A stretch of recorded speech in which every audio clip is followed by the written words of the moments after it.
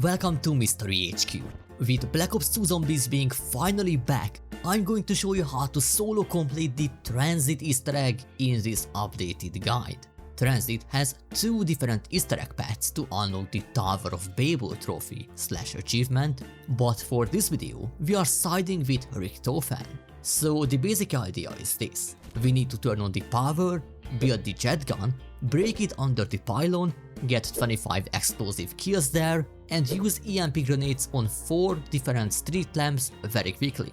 The last EMP step is the tricky part because solo depends a lot on RNG, but I will explain everything as clearly as possible.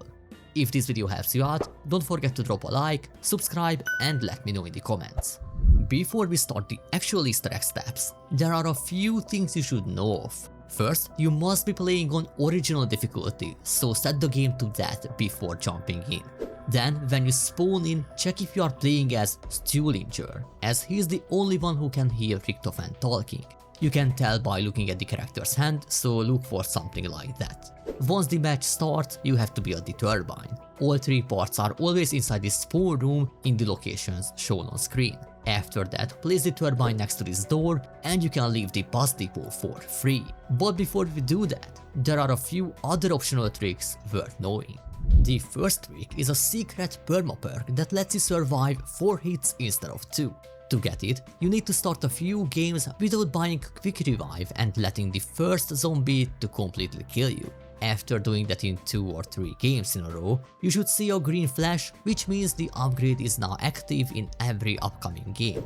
There's also another useful perma perk, but this one only works if you are a very low rank player and you have never reached higher than round 10 on Transit. If that applies to you, just buy the Olympia, kill every zombie with only body shots, and then keep buying ammo until you see a green flash. This gives you the ray gun from the wall, which can be very useful later. Now, once you're outside the bus depot, you can use the bus to travel around the map, but there's a much faster way. If you hold out the turbine while running, you can melee faster. This makes traversing through the map much easier without relying on the bus, as you can melee the denizens much easier. There's also another way to move around quickly, and that's by creating teleporters around the street lamps. This can save a lot of time if you get lucky, but it's random, so you can't really rely on it too much.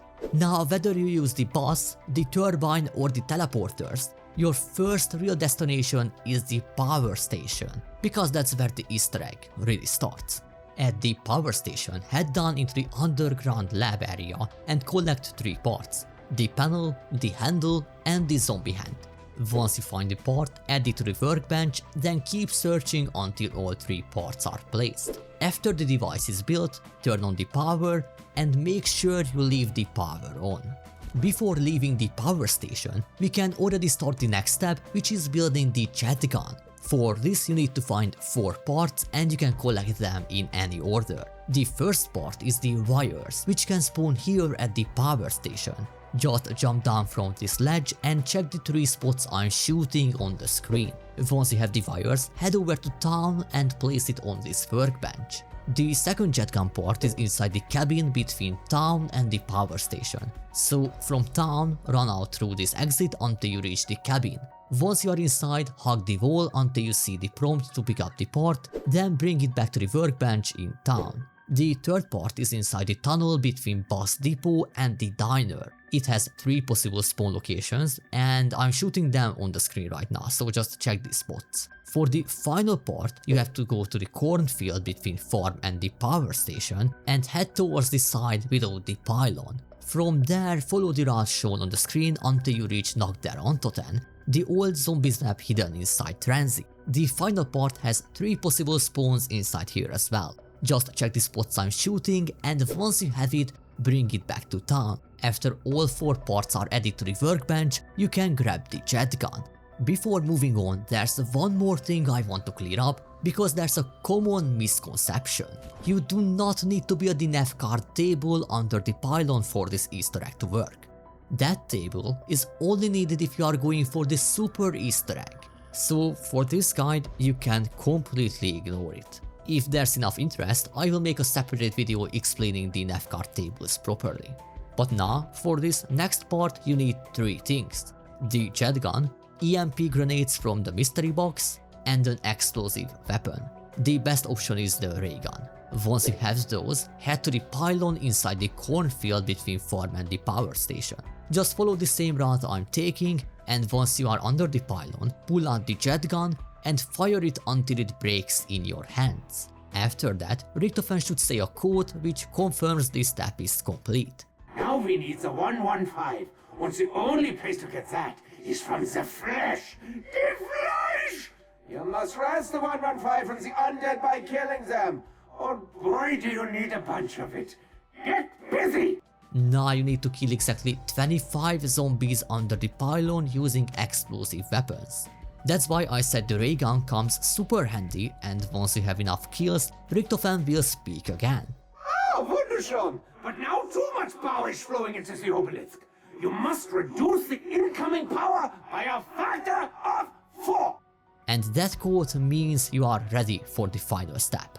So for this next step, you need to make sure every lamp around the map can be used as a teleporter. There's a lamp at bus depot, diner, between the farm and the diner in the fog, at the cornfield, near the power station, near the cabin, at town, and near the collapsed bridge outside town.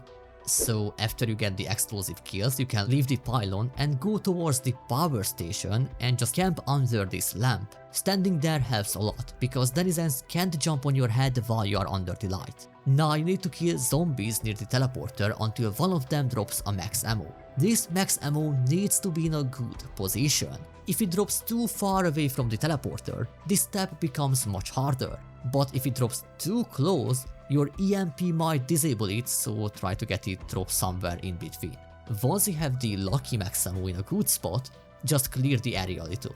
Then aim at this exact spot and throw your first EMP across the map. Then quickly backpedal and throw your second EMP just before grabbing the max ammo. After grabbing it, immediately jump into the portal, and when you arrive at the next lamp, throw the EMP and jump into the portal again. At the final location, just throw the final EMP, you don't have to jump, and if all 4 EMPs detonate quickly enough under the 4 different street lamps, the lamps will start glowing blue, and you will unlock the Tower of Babble trophy / achievement. As you can see, this step is extremely difficult solo, because a lot of things can ruin the attempt. The max ammo can drop too far, your second EMP can disable the max ammo, or the first EMP might miss the lamp, or the teleporter might send you to a lamp you already hit before. So if this step fails, you will need to keep playing until you get the EMPs back and get another lucky max ammo. That's why this method can take a few attempts, even if you are doing everything correctly. But that's pretty much it for this video. If this guide was helpful to you, don't forget to leave a like and subscribe for more zombies content. Anyway, thank you all so much for watching, and hopefully I will see you in my next one.